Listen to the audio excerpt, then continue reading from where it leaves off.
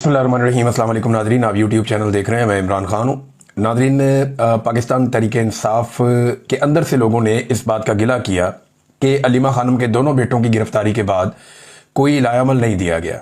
ना पार्टी में कोई आला सतह की मीटिंग हुई, ना इसके ऊपर कोई चीज़ें तय की गई, ना कोई लायामल ऐसा बनाया गया कि कारकुन निकलेंगे, एहतजाज करेंगे या आवाज़ उठाई जाएगी।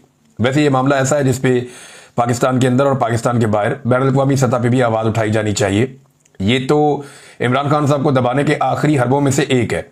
अगर इमरान खान साहब की फैमिली को भी दबा लिया गया फिर तो कहानी खत्म। इमरान खान ऑलरेडी जेल में है, उनकी फैमिली को अगर दबा लिया जाता है तो बाहर जो मालूमात आती हैं वो आना बंद हो जाएंगी और चीज़ें उसी तरह कंट्रोल हो जाएंगी जैसे पाकिस्तान की मिलिट्री एस्टेब्लिशमेंट चाहती है।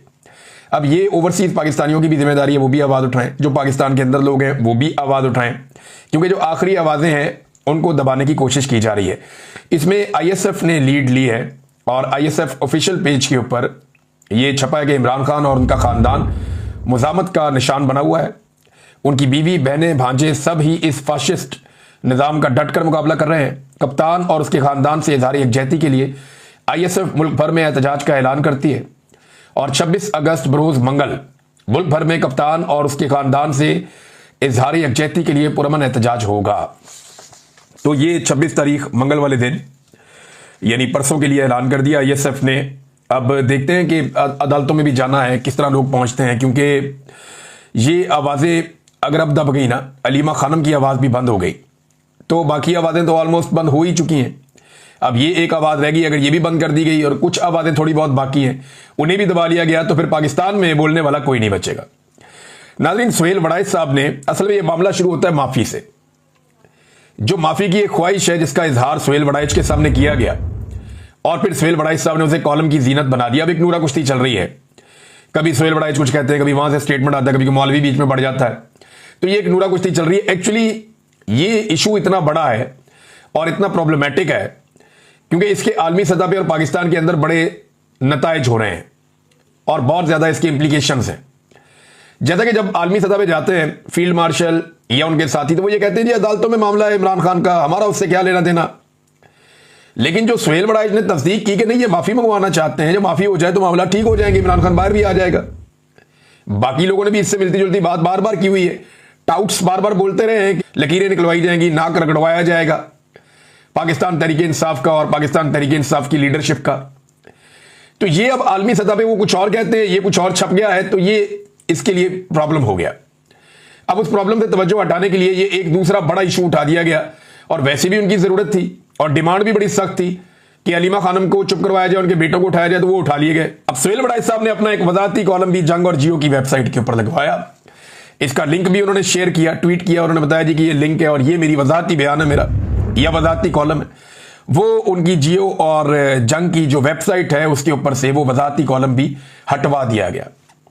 अब मैं इसको बतौर एक नूरा कुश्ती देख रहा हूं, इसके अंदर से मुझे कुछ निकलता हुआ नजर नहीं आ रहा। अगर किसी को उम्मीद है तो उसकी चंद दिनों में तसल्ली हो जाएगी।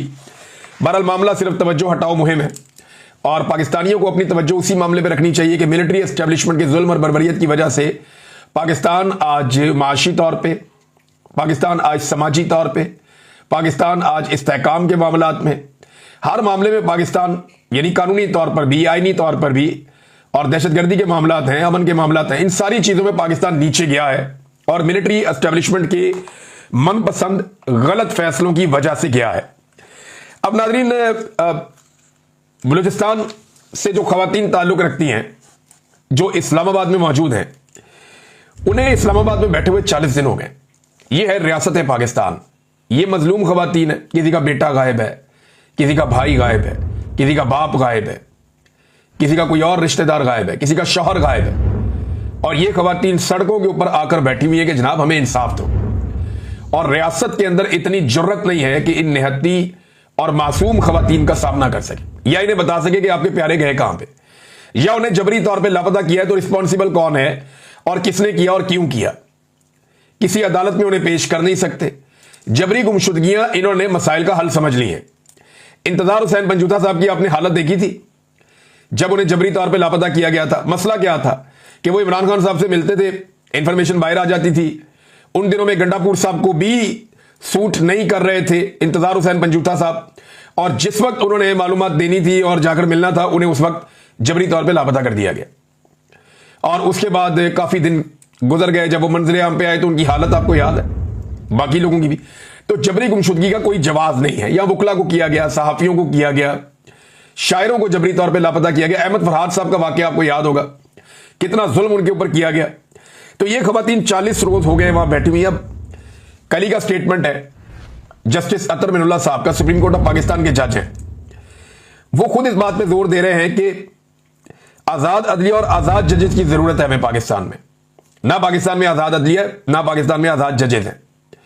वो ये कहते हैं कि अगर खुद रियासत ही गुमशुदा केसेस में मुलव्वस है तो अदलिया फिर कुछ नहीं कर सकती। उन्होंने शर्म दिलाते हुए कहा कि हमें शर्म आनी चाहिए। मैंने चीफ जस्टिस को खत भी लिख के बताया, लेकिन फायदा नहीं हुआ। तो जजेस जिम्मेदार हैं, ये खुद जस्टिस अतर मिनुल्लाह कह रहे हैं। लेकिन जजेस पहले कंप्रोमाइज करते थे सिस्टम के लिए थोड़ा बहुत। तो थोड़ा बहुत जब कंप्रोमाइज करते थे ना, उस वक्त भी मैंने कई दफा कहा कि आप ये ना करें। अब वो जो कंप्रोमाइज थोड़ा बहुत करते थे, उसका नतीजा आज ये निकला है कि आज पूरा का पूरा सिस्टम ही कंप्रोमाइज हो गया। अगर जजेस उस वक्त डटकर खड़े हो जाते कि 90 दिन में इलेक्शन करवाने हैं, तो आज पाकिस्तान की मिलिट्री एस्टेब्लिशमेंट की मुट्ठी में पाकिस्तान इस तरह ना होता, पूरा निजाम इस तरह उनकी मुट्ठी में ना होता जिस तरह ये अभी है। अगर 90 दिन में ये आईनी तौर पे इलेक्शन करवा देते, लेकिन सब दोनों बियां की गई। उसके बाद इसी जुडिशरी ने कादी फायद ईसा को बर्दाश्त किया। फिर कादी फायद ईसा ने जो पाकिस्तान की अदलिया के साथ किया वो आपके सामने। अब सोने पे सुहागा जो अब जजेस आए हुए हैं, उन्होंने तो उससे भी ज्यादा तबाही फेर दी है। बल्कि 26वीं आईनी तरमीम के बाद अदलिया को मुकम्मल तौर पर तकरीबन तबाही कर दिया गया है। मारक बलोच का आमना जजुआ साहिबा का नाम जस्टिस अतर मिनुल्लाह किसी और तरह लेते हैं। रियासत कहती है वो दहशतगर्द है या दहशतगर्दों के सहूलतकार है। भाई वो तो कानून और आइन के मुताबिक इंसाफ मांगते हैं। मारक बलोच में अभी अदालत में आकर क्या कहा कि इस मुल्क में कोई आइन और कानून है या नहीं है? भाई है तो उसके मुताबिक आप इंसाफ दें ना। आप जबरी तौर पे गुमशुदगियां कैसे कर सकते हैं? अच्छा, पहले इन्हें लगता था कि मारक बलोच को उनके साथियों को दबा लेंगे। अब वो इतने अरसे से जेलों के अंदर बंद हैं, उनका डर ही निकलता जा रहा है। अब जब मैं उन्हें देखता हूं कि वो अदालतों में आए हैं, पहले जब मैंने शुरू में देखा तो मुझे लगा थोड़ा सा एक दबाव उन पे है, लेकिन अब जब वो आते हैं तो वो अदालत को भी बेनकाब करते हैं, पूरे सिस्टम को बेनकाब करते हैं, खुलकर बात करते हैं और बहादुरी के साथ बात करते हैं। तो जितना आप किसी को ज्यादा जेल में रखते हैं, उसका जेल का डर कम होता चला जाता है। जैसा कि इमरान खान साहब है। इमरान खान साहब के बारे में एक के बाद एक गवाही आती है। या पीर साहब पगाड़ा, ये सिंध के बहुत बड़े लीडर हैं, एक बहुत बड़े इज्तिमा से ये किताब कर रहे हैं।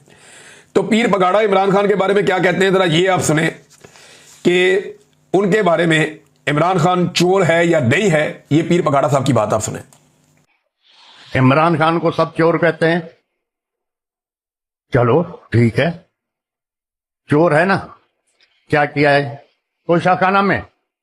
क्या इमरान खान से पहले जो लोग आए थे, प्राइम मिनिस्टर या प्रेसिडेंट, उन लोगों ने कुछ नहीं लिया तोशाखाना से? उन लोगों ने गाड़ियां नहीं ली क्या तोशाखाना से? जबकि कानूनन वो गाड़ियां ले ही नहीं सकते। मेरी नजर में इमरान खान चोर नहीं है। तो मेरी नजर में इमरान खान चोर नहीं है। अगर इमरान खान चोर है तो फिर हम सभी चोर हैं। नहीं, पीर पगाड़ा कह रहे हैं जी कि अगर इमरान खान चोर है मेरी नजर में तो फिर हम सभी चोर हैं। और ये सब कह रहे हैं पाकिस्तान के जितने बड़े संजीदा सियाने सियासतदान हैं पुराने, वो सब इस बात में कायल हो गए हैं कि तारीख की मुश्किल तरीन जेल इमरान खान ने काटी है, तकालीफ बर्दाश्त की हैं, पूरे खानदान ने तकालीफ बर्दाश्त की हैं। बल्कि इमरान खान के साथियों ने, पाकिस्तान तहरीक इंसाफ ने जिस लेवल की तकालीफ बर्दाश्त की हैं, अयाज अमीर साहब ने एक अलग तरीके से उसकी तस्वीर खींचने की कोशिश की अपने कॉलम में। आप पढ़ें तो आपको आइडिया हो जाएगा। खास तौर पे उन्होंने यास्मीन राशिद साहिबा को जो एक राज तहसीन पेश किया, वो एक बहुत बड़ी बात है। अब नाज़रीन आ जाए इस बात पे कि जिन्हें लाकर बिठाया गया है वो कौन लोग हैं। मरियम नवाज जापान के दौरे पर है, कौन से जहाज में गई? क्या पंजाब हुकूमत का कोई जहाज है, कोई कमर्शियल फ्लाइट है, किसमें गई? नहीं, वो अपने बाप, अपने चाचा और अपनी खानदानी रवायत के मुताबिक पाकिस्तान के खर्चे पर, पाकिस्तानियों के बहुत बड़े खर्चे पर उन्होंने ये दौरा किया है। और ये जो दौरा किया है इसमें उन्होंने पूरे खानदान के खानदान जो है वो साथ लेकर पहुंचे हैं। मरियम नवाज के साथ अपना जो एक डेलीगेशन है जो विजिट कर रहा है, उसमें 30 लोगों के नाम लिखे गए हैं और 16 करोड़ रुपया तो दौरे का इब्तदाई बजट था। फिर इजाफी पैसे वो भी खर्च हुए। अब 30 अरकान में मरियम नवाज की बेटियां, दामाद, नवासा, नवासी और बेटी की सहेलियां भी शामिल हैं। अंदाजा करें आप। ये है जी वफद जो पाकिस्तान से गया है जापान के दौरे पर। ये थोड़ा अरसा पहले गए थे अजरबैजान के दौरे पर, उधर भी फैमिली साथ। ये सऊदी अरब जाते हैं, उधर भी फैमिली साथ। ये यूरोप जाते हैं, उधर भी फैमिली साथ। इनके तो ऐसा लगता है बाप का मुल्क है और पैसा सारा इनका अपना जाती है, पाकिस्तानियों का नहीं है। हम टैक्स दे दे के मर गए पाकिस्तानी, टैक्स भर भर के हमारी कमर टूट गई है। महंगाई के हाथों हमारी वो हालत कर दी इनको कि लोग ना जिंदों में है ना मुर्दों में है, और इनके सैर सपाटे ही खत्म नहीं हो रहे। ये लिस्ट जो एक शेयर की है आशा भुट्टा साहबा ने, मैं आयशा अली भुट्टा साहबा की लिस्ट आपको पढ़ के सुना रहा हूं। उनके बकौल जो उन्होंने बताया, इसमें कौन कौन लोग हैं। मरियम नवाज है, मरियम औरंगजेब है, परवेज रशीद और उस्मा बुखारी है। ये वो लोग हैं जो नॉर्मली आपको नजर आ रहे हैं। इसके बाद अगर आप नीचे चले जाए ना, तो वो एक सानिया नाम की खातून भी हैं जो इनकी पार्टी में और उनकी टीम में शामिल है। अच्छा जी, अगर आप नीचे चले जाएं तो आपको कुछ ब्यूरोक्रेट नजर आते हैं, और उसके बाद मीडिया के लोग आपको नजर आना शुरू हो जाते हैं, और फिर उसके बाद आपको नजर आते हैं राहील एंड मेहरुन्निसा राहील। ये मरियम नवाज की बेटी और दामाद का नाम है राहील। राहील मुनीर जो है ये मुनीर साहब का बेटा है, जो जनूबी पंजाब में होटलों का काम करते थे। ये एंटरटेन करते थे जो अरब बादशाह आते थे उन्हें। तो मेहरुन्निसा जो है मरियम नवाज की बेटी है, ये दोनों भी गए हुए हैं। फिर सरीना राहील और मोहम्मद राहील, ये दो बच्चे हैं जी इनके, ये भी साथ हैं ये इस लिस्ट के मुताबिक। मानूर सफदर, ये कैप्टन सफदर की दूसरी बेटी है मरियम नवाज की। और इसके बाद जी फिजा अली फ्रेंड ऑफ मानूर, ये एक लड़की है, कोई मानूर की दोस्त है, वो भी साथ है। उमर अहमद तासीर सन ऑफ मरियम औरंगजेब, औरंगजेब अहमद तासीर सन ऑफ मरियम औरंगजेब, ये भी इसमें लिखा हुआ है। और पता नहीं कौन कौन साथ जा रहा है। कईयों के रिश्तेदार जो है वो दूसरी फ्लाइटों के ऊपर गए, तबाही फेर दी इन्होंने पकड़ के पाकिस्तान की। कोई इन्हें पूछने वाला ही नहीं है, कोई ये सवाल करने वाला नहीं है। और पैसा इसका कौन देगा? वफाक देगा। एयरफोर्स का जहाज है, किराए पे दस्तयाब है, आप पैसे एयरफोर्स का जमा कराएं और जहाज लेकर चले जाएं। इसका कोई रिकॉर्ड मौजूद है? जरा इसकी वेबसाइट तो बताइए, जहाज बुक करवाना है हमने, हमें पता चले ना। यानी हमारे शहीद सहाफी की जो लाश आई, शहीद अरशद शरीफ की, वो एक कमर्शियल फ्लाइट के अंदर डाल के भेज दी। हालांकि हम लोगों ने जाती तौर पे इन लोगों से हम राब्ते में थे। हमने कहा जी आप एयर एम्बुलेंस में भेज दें, आप कोई जेट प्राइवेट कर लें, हम लोग उसका पैसा देंगे, आप अरशद शरीफ की लाश को इज्जत के साथ एहतराम के साथ वापस भिजवाएं। लेकिन अपनी अना को तस्कीन देने के लिए इन्होंने कतर एयरपोर्ट पे उस लाश को कई घंटे रखा, और ना सिर्फ रखा बल्कि उसकी फोटो डाल के मरियम नवाज को भेजी, और मरियम नवाज ने उस फोटो के ऊपर तज़हीक आमेज ट्वीट लिखा। वो बड़ी तकलीफ होती है मुझे आज भी कि एक तो वो फोटो के ऊपर उसने जानबूझ के इस औरत की ख्वाहिश को पूरा करने के लिए वो फोटो खींच के इसको भेजा गया, और इसने उसकी तजलील की, मैयत की तजलील की, और खुद ये एयरफोर्स के जहाज के अंदर बैठ के सब इंजॉय करते फिर रहे हैं। ये है नादरीन आज का पाकिस्तान। पाकिस्तान की मिलिट्री एस्टेब्लिशमेंट ने पाकिस्तान के तमाम वसाइल और तमाम मलकियत इन खानदानों को सौंप दी है। अब ये जाने और इनके बच्चे जाने। अब नए सूबे बनाने की बात हो रही है क्योंकि इनके बच्चे बढ़ते जा रहे हैं ना, आगे इक्तदार की लड़ाई है। जनाब उसके 3 बच्चे हैं, उसके 2 बच्चे, ये सूबे ज्यादा बना दो, वो बच्चा उधर का वजीर आला बन जाएगा, वो उधर का बन जाएगा, वो उधर का बन जाएगा। ये घटियापन इन्होंने अब शुरू कर दिया कि जितनी इनकी औलाद है, जितनी इनकी शाखें हैं, उतने ही सूबे बनाए जाओ। ये तो बादशाह है ना। जब बादशाह की लड़ाई होती थी तो बादशाह क्या करता था? ये रियासत इस बेटे को दे दी, ये उसको दे दी, ये उसको दे दी। इसी तरह पाकिस्तान के टुकड़े बकरे कर रहे हैं ये बेशरम। और करवा कौन रहा है? Military establishment. और क्योंकि वो जो लोग इसके बारे में बयानियां फैला रहे हैं ना, वो नॉर्मली हमने मिलिट्री एस्टेब्लिशमेंट के करीब ही देखे या उनके तोफैलिये ही देखे हमने, इसके अलावा हमने उनको नहीं देखा। साथ में नाज़रीन ये दुनिया से पैसे मांगने जाते हैं। जिस दुनिया से ये पैसे मांगने जाते हैं, जैसे जापान के पास गए, उनका शुक्रिया अदा किया कि जी आपका बहुत शुक्रिया, आपने हमारी इमदाद की, हमें आपने मदद दी, हमारे मुश्किल वक्त में आप हमारे काम आए। लेकिन साथ साथ जिन ब्रांड्स के कपड़े और जूते पहनते हैं, सोशल मीडिया पे वो जीनत बन जाता है। अब वो लोग अंधे तो नहीं है कि ये फौज जफर मौज लेकर आए हुए हैं, दर्जनों लोगों का वफद आ गया, ये अपने बच्चों के दोस्त तक लेकर आ गए हैं, पूरा का पूरा टब्बर इधर पहुंचा हुआ है। इनका पहनावा चेक करें कि कोई एक आदमी भी जो है वो लाखों रुपए से कम के किसी एक बंदे ने भी लिबास नहीं पहना हुआ। टका के ये पैसा इस्तेमाल कर रहे हैं। एयरफोर्स का ये तैयारा लेकर आ गए हैं इतना बड़ा, और प्राइवेटली लेकर आ गए हैं। जिन होटलों में ये ठहर रहे हैं, जो ये खा पी रहे हैं, जो इनकी अयाशियां हैं, जिन गाड़ियों में ये घूम रहे हैं, वो सारी चीजें देखकर उनको समझ नहीं आती कि उनका पैसा कहां जा रहा है। यानी खैरात लेने वाला मुल्क, इमदाद लेने वाला मुल्क, कर्जों पे चलने वाला मुल्क, क्या उसके हुक्मरान ऐसे हो सकते हैं? मुझे अच्छी तरह याद है कि रायबंड में मैं एक दिन खड़ा हुआ था बतौर रिपोर्टर, हम कवरेज कर रहे थे बाहर, तो एक अंग्रेज था वहां पे, जर्नलिस्ट आया हुआ था, किसी बैन अवी मीडिया से उसका ताल्लुक था, वो भी हम लोग के पास था, उसने जाना था कोई शायद इंटरव्यू करना था अंदर। तो उसने ऐसे करके रायगढ़ को देखा पूरे को, और वहां जनाब हिरन है, मोर है, बड़ा माहौल बना हुआ है, बड़ा वीवीआईपी किस्म का वो था रायगढ़। नवाज शरीफ साहब ने तो एक जन्नत बनाई हुई है। तो वो हमसे आके उसने सहाफियों से पूछा कि क्या आप लोग वाकई गरीब मुल्क हैं? तो हमने कहा यार वाकई बहुत गरीब मुल्क है हमारा। तो उसने कहा गरीब मुल्क के हुक्मरान ऐसे होते हैं, आप अपने जैसे लोगों को हुक्मरान क्यों नहीं बनाते? तो ये उसने बात सहाफी ने हमसे आकर पूछी थी, मुझे आज भी अच्छी तरह याद है, और हम जर्नलिस्ट बाद में बैठ के काफी देर तक इसके बारे में बात करते रहे। नादरीन, शेर अफजल मरवत साहब एक बार फिर खबरों में आ गए हैं। कम से कम उन्हें खबरों में रहना तो आता है, लेकिन इस दफा वो बहुत नेगेटिव तरीके से खबरों में आए। उनके कोऑर्डिनेटर होने का दावा किया शरीफुल्लाह साहब, उनका इस्तीफा भी सामने आ गया। उन्होंने कहा जी कि ये आदमी बेइज्जती करता है इमरान खान के खानदान की, और हम ये बर्दाश्त नहीं कर सकते, हमारी ये रवायात नहीं है। तो मैं शेर अफजल मरवत से अपनी अलहदगी कर रहा हूं, मेरा उससे कोई ताल्लुक नहीं है और मुझे कोई फायदा नहीं चाहिए, मैं शेर अफजल से अपना कतई ताल्लुक ही करता हूं। और भी बहुत सारे लोगों ने शेर अफजल मरवत से ताल्लुकात जो है वो खत्म किए हैं। अब शेर अफजल मरवत ने इस दफा क्या किया, उन्होंने सोशल मीडिया पर चढ़ाई कर दी। इससे पहले अलीमा खानम साहिबा के बेटे की गिरफ्तारी पर उनका जोर था, बेटा जो है वो गिरफ्तार नहीं हुआ। अब वो काम हो गया है, बल्कि एक नहीं 2 बेटे अलीमा खान के गिरफ्तार हो गए। और अब शेर अफजल मरवत साहब जो है वो पाकिस्तान तहरीक इंसाफ के सोशल मीडिया के ऊपर चढ़ दौड़े हैं। वजह क्या है देखें, उन्हें, मुझे ऐसा लगता है शेर अफजल मरवत साहब को सुनने के बाद कि उन्हें चंद चीजों का वहम है। एक, उन्हें यह लगता है कि वो इंतहाई मकबूल आदमी है। हालांकि मुझे अच्छी तरह याद है जब मैंने पहली दफा शेर अफजल मरवत को देखा या सुना तो मुझे महसूस हुआ कि इस आदमी को एक इजाफी छूट मिली हुई है पाकिस्तान में। वो काम अली अमीन नहीं कर पा रहा, वो काम मुराद सईद नहीं कर पा रहा, वो काम बहुत सारे और लोग नहीं कर पा रहे जो इसको करने दिया जा रहा है। मुझे ऐसा लगा, देखा मैं सिस्टम से मार खाया हुआ, मुझे आइडिया है कि सिस्टम कैसे काम करता है। तो हालांकि शेर अफजल मरवत को इमरान खान का वोट मिला है। मुझे अच्छी तरह याद है लोग ये लिखा करते थे सोशल मीडिया पे कि ये देखो इमरान खान के वकील का हाल। अगर इमरान खान के वकील के पीछे लोग ऐसे निकल रहे हैं तो सोचो इमरान खान के पीछे कैसे निकलेंगे। तो जो भी हुआ वो इमरान खान के तुफैल हुआ। शेर अफजल मरवत साहब एक तुफैली हैं, उन्हें इमरान खान की वजह से लोगों ने जो है वो सर आंखों पे बिठाया और इमरान खान की वजह से ही वो नीचे गिर गए। जब इमरान खान साहब को लगा कि ज्यादती हो गई है, जिस सोशल मीडिया ने शेर अफजल मरवत साहब को उठाया उसी ने जमीन पे गिरा दिया, क्योंकि सोशल मीडिया शेर अफजल मरवत के नहीं इमरान खान के नजरिए को फॉलो कर रहा था। फिर इमरान खान साहब ने सऊदी अरब के हवाले से जो मरवत साहब का स्टेटमेंट था ना, उसका बड़ा सख्त नोटिस लिया था।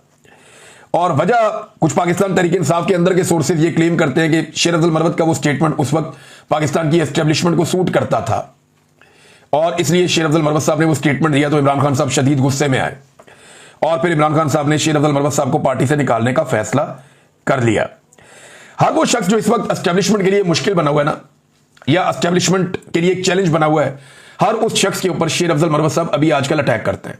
मिसाल के तौर पर अलीमा खानम साहिबा, बुशरा बीबी साहिबा, शहबाज गिल साहब, जबरान इलियास साहब, अजहर मशवानी साहब, और पंजाब की जो जुल्म और बर्बरियत बर्दाश्त करने वाली क़यादत है वो भी।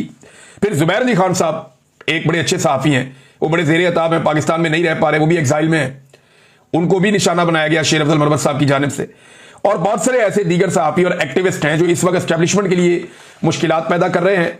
लेकिन शेर अफजल, अच्छा कुछ लोगों पर वो ठीक भी तनकीद कर रहे हैं, लेकिन ऐसा नहीं है कि शेर अफजल मरवत साहब 100 में से 100 दफ़ा ही गलत है। कुछ जगहों पे वो ठीक भी है, लेकिन ये इन लोगों के साथ वो ज्यादती करते हैं, क्योंकि ये लोग इस वक्त एस्टेब्लिशमेंट से लड़ रहे हैं तो मरे हुए को नहीं मारना चाहिए। लेकिन मरवत साहब जो है खुद तो उन्हें कुछ कहता नहीं, वो जहां मर्जी दुनिया में ट्रेवल करते हैं, लेकिन जो लोग मुश्किल में हैं उनके लिए वो मुश्किलात में इजाफा कर रहे हैं। एक जाते जाते छोटी सी खबर नाज़रीन आपको मैं सुनाता हूं, बड़ी मजेदार है। मुस्लिम लीग नून ने एक नया प्रोपेगेंडा शुरू कर दिया। एक होटल है नथिया गली में, डबल ट्री बाई हिल्टन। अब ये जो होटल है, ये इसके बारे में उन्होंने प्रोपेगेंडा किया कि ये अमेरिकी गुलकारा है पेरिस हिल्टन, उसने ये होटल बनाया और जी हिल्टन खानदान के और भी बड़े होटल हैं। तो ये अमेरिका की इन्वेस्टमेंट आ गई जनाब अली नथिया गली में, तो अमेरिका ने पाकिस्तान में मुस्बत आगाज हो गया जनाब इन्वेस्टमेंट का, ये हो गया तो वो हो गया। तो नून लीग इसको बड़ा चुक रही है काम को कि जनाब ये पेरिस हिल्टन का होटल है। वो हिल्टन नाम पड़ा ना तो वहां से उन्होंने ये डाल दिया। और भाई ये चेन ही अलग है। ये 2021 में इमरान खान साहब ने नथिया गली में इसका इफ्तिताह किया था, इसका संगे बुनियाद रखा था। और ये दुबई के एक बिजनेसमैन हैं मुमताज मुस्लिम साहब, ये उनका होटल है। सादी बात ये है, लेकिन वो कहते हैं ना जब आंखों में पट्टी बन जाए तो कुछ समझ ही नहीं आती। इनका बेचारों का वो हाल हो गया। मेरा नाज़रीन एक सवाल है कि जो लिस्ट है जो आयशा अली भुट्टा साहिबा ने दी है, जो मैंने आपको पढ़ के भी थोड़ा उसका हिस्सा सुनाया, क्या इस लिस्ट के ऊपर के ऐसे ऐसे लोग ऐरे गहरे जापान का दौरा कर रहे हैं और सरकारी खर्च भी हो रहा है, तो क्या कोई इसके ऊपर आज प्रोग्राम करेगा टीवी चैनल्स पे और ये सवाल उठाएगा कि कौम के पैसे किस तरह उड़ाए जा रहे हैं, इसका कोई जवाब देगा? मेरे ख्याल में एस्टेब्लिशमेंट के डर से अब कोई मरीम नवाज के खिलाफ भी नहीं बोलता पाकिस्तान के